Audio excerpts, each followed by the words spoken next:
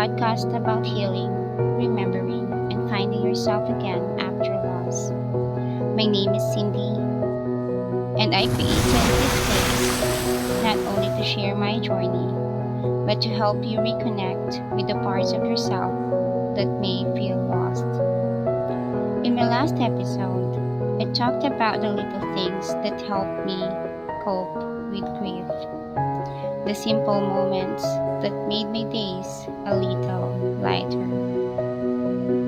Today, I want to talk about something even deeper: how grief looks through the eyes of a child. This is my episode 3: When Little Hearts Grieve. When I lost my husband, my children lost their father. And as a mother, my heart didn't just break for me, it broke for them too. A mother's pain isn't just her own. She carries the pain of the little hearts who don't always know how to say what they feel. My firstborn was 17, my middle child was 13, and my youngest was only 4 when we lost their father. Each of them dealt with the pain in their own way. My eldest, at 17, tried to act strong.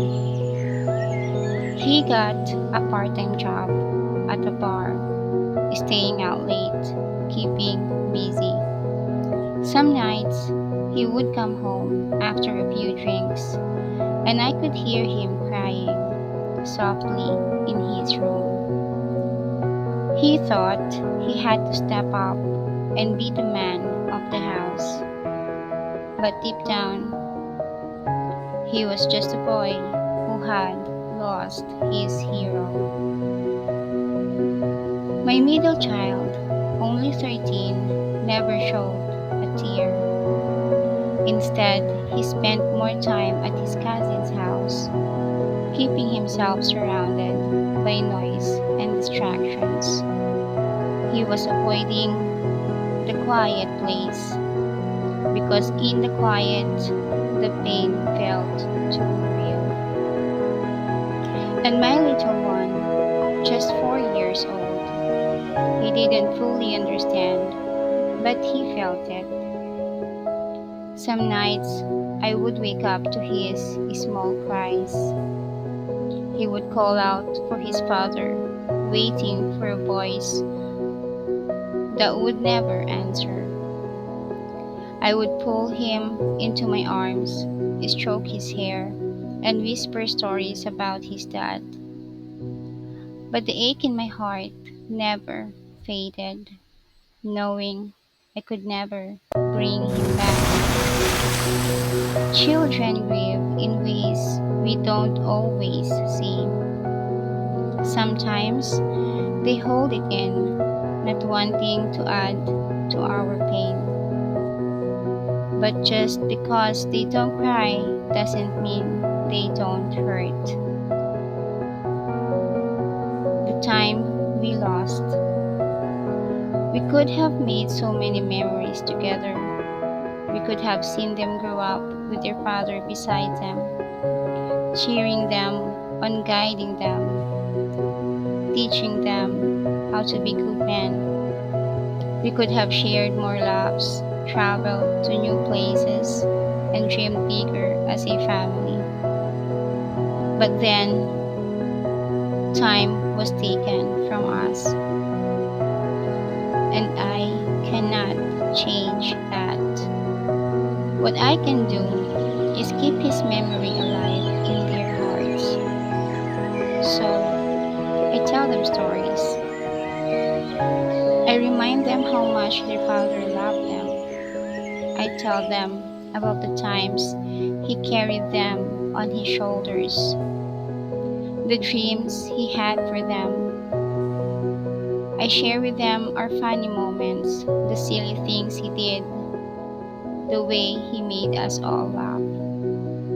And when I see their faces light up even just a little, I know that love never truly left us.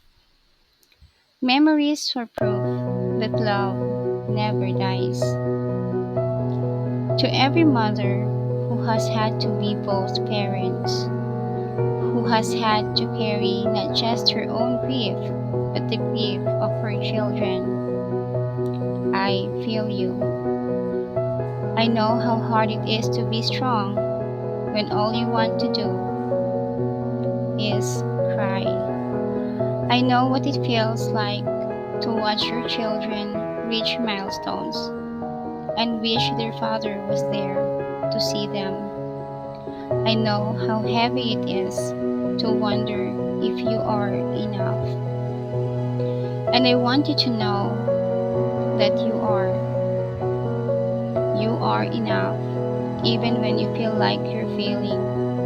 You are enough, even when the weight of grief feels too much to bear. Being a mother in grief isn't about having all the answers.